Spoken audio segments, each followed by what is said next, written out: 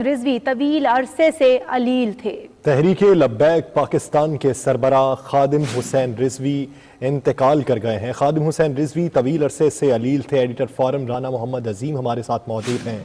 رانا عظیم، کہیے گا کتنے عرصے سے علیل تھے، کس عارضے میں مبتلا تھے؟ دیکھیں، خادم حسین رضوی کافی عرصے سے علیل تھے اور جس دن ان کا فیض آباد دھرنا تھا، جس وقت جو دھرنے میں پہنچے تھے تو اس وقت بھی ان کو تقریباً 102 اور 103 بخار تھا۔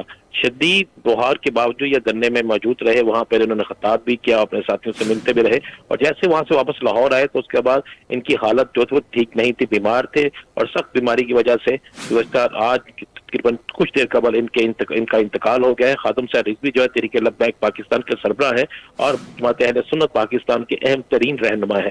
خادم حسین رضوی نے پاکستان کے اندر ناموس رسالت کے حوالے سے کئی بھرپور کمپینز چلائی تھی، اور اب بھی فرانس کے خلاف ان کی بھرپور ترین طریقے سے انہوں نے کمپین چلائی تھی۔ خادم حسین رضوی جو ہے وہ پاکستان کے اندر جماعت اہل سنت کے بڑے جو افراد ہیں ان میں ان کا شمار ہوتا ہے۔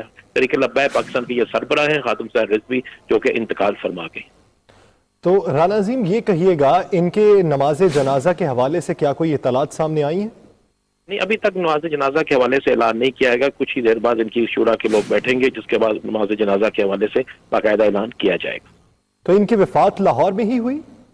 جی، ان کی وفات لاہور میں ہوئی، جہاں پہ ان کی رہائش ہے وہیں پہ ان کی وفات ہوئی، اور یہ لاہور سے ہی جہاں پہ ان کا مدرسہ بھی ہے، ملتان روڈ لاہور، وہیں پہ یہ رہائش پذیر تھے، اور یہ مسجد کے اوپر ہی اپنے گھر کے حجرے میں یہ مقیم تھے۔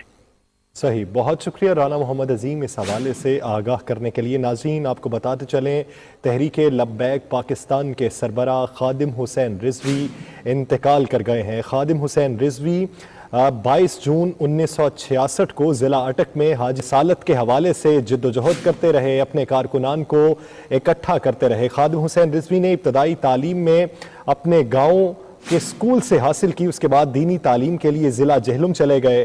اس وقت ان کی عمر بمشکل 8 سال تھی۔ جب خادم حسین اکیلے جہلم پہنچے تو اس وقت تحریک ختم نبوت اپنے عروج پر تھی، اور اس کی وجہ سے جلسے جلوسوں کا عمل بھی چل رہا تھا۔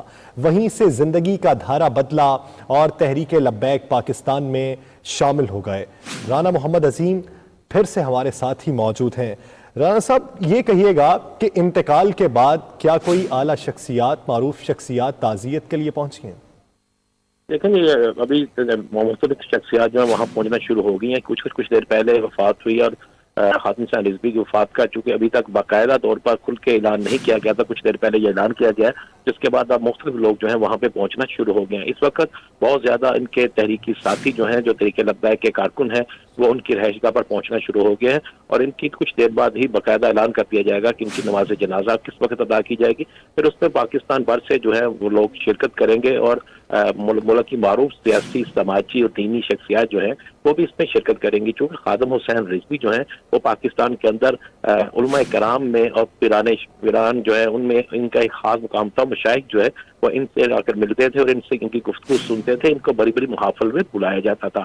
تو خادم حسین رضوی کی اچانک وفات کے بعد بہت زیادہ لوگ جو ہیں اس معاملے میں پہلے کچھ دیر پہلے بہت زیادہ لوگ جو تھے یہ سوچ اس کو افواہ سمجھ رہے تھے، لیکن کچھ دیر پہلے خادم حسین رضوی صاحب کی فیملی نے باقاعدہ جب انہیں کنفرم کیا تو اس کے بعد جو ہے اس کا باقاعدہ اعلان کیا گیا، لیکن نماز جنازہ کا اعلان ابھی نہیں کیا گیا۔ نماز جنازہ کے اعلان کچھ دیر بعد متوقع ہے۔ جی، نماز جنازہ کا اعلان کچھ دیر بعد متوقع ہے۔ رانا عظیم، آپ اس حوالے سے آگاہ کر رہے تھے، آپ کا بہت شکریہ۔ ناظرین، خادم حسین رضوی نے سوگواران میں 2 بیٹے اور 4 بیٹیاں چھوڑی ہیں۔